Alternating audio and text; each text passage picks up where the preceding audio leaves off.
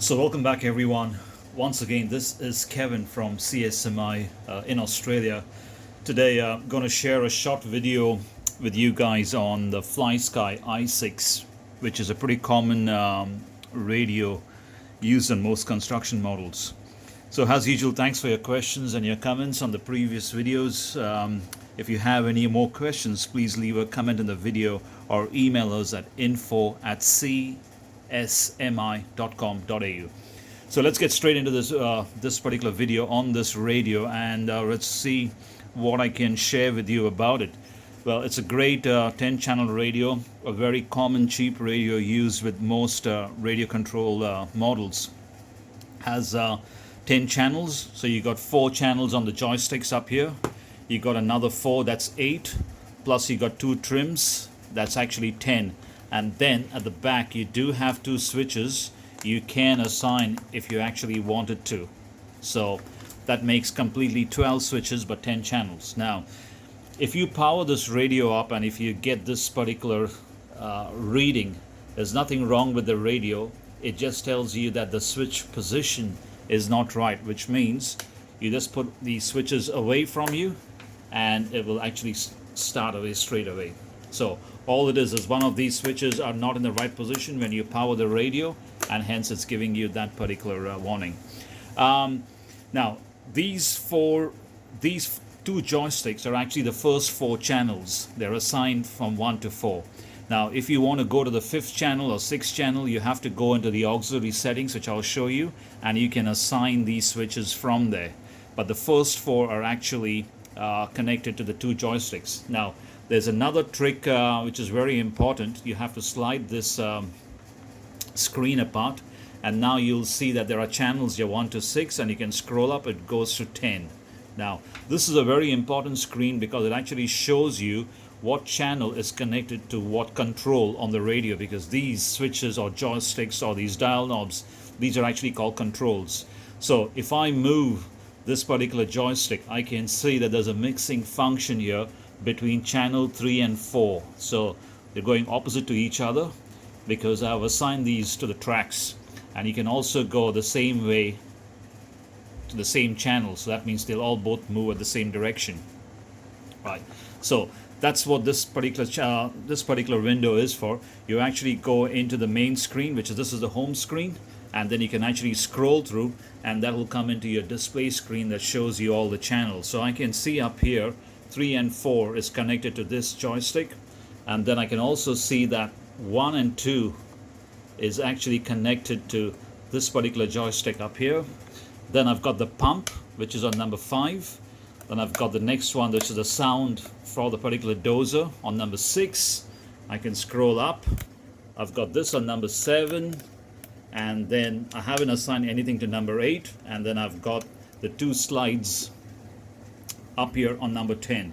So that's what this particular screen does. Now let's go a little bit more into the advanced features. So if you go in, hit into the settings mode, you'll get a heap load of settings up here. Now the key thing you want to understand here is the auxiliary channels.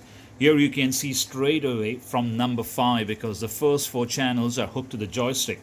So if I hit 6, it actually shows you switch B.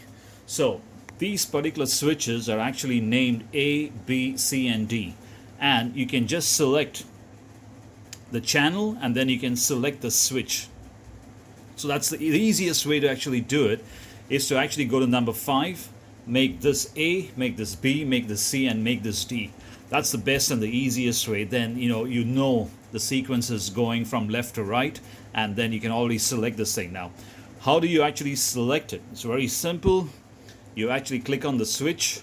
So the first one, NUL stands for null. That means if you want to deselect anything and come back to not selecting any switch, you just click on that. STX stands for sticks. SWX actually stands for switch, which are these things. VRX is actually these 2 dials on the top. Key, I don't know, I haven't worked it out yet, but I don't use it, so it doesn't really matter. It doesn't matter in my application if you're using a dozer or an excavator, so I don't think it's that important. But if I find out, I'll probably do another video and be able to share with you what the key actually stands for.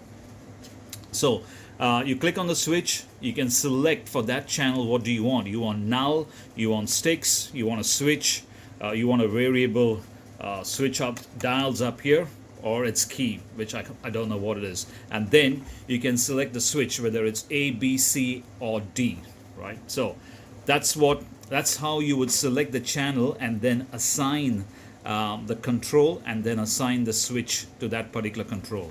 So very important and very handy to know this particular tip. And then you have the mixing channel. So you've got the master and the slave. The master is a channel that will actually control the slave channel, and the slave will actually follow whatever the master does. Failsafe is basically if you want a particular position when you start the radio, that's what the radio will actually be in when you actually start. You won't be able to go into the next section or do anything into the radio until you've met that particular demand or that particular condition. Throttle curves is something that we don't really use. Mixers for mixing all the channels. You got the trims, you got the sub trims up here. You got the end points, which is basically the end travel of your servo. Reverse is very simple. You can just hit the button and it'll actually reverse the direction of the servo. So for example, if your track is actually rotating in the wrong direction, you can just hit this particular thing, it'll go reverse, and the track will move in the right direction. It's basically just reversing whatever the current rotation or direction or the position is to whatever you want it to be. That's pretty much the home screen. And of course this tells you the transmitter version, and if you want to upgrade it, you can upgrade it. So pretty straightforward, pretty simple. There is a tap port up here if you want to put a radio. It's a standard, I think so, 5 mil or 1/8, I can't remember the thread size. It's pretty standard for cameras, and it's the same gimbal that will fit in there to monitor or mount a screen or a camera on top of it. So that's pretty much that I have on this particular radio. As usual, if you have any questions or comments, reach out to us and we'll try to help you out. Thanks for watching.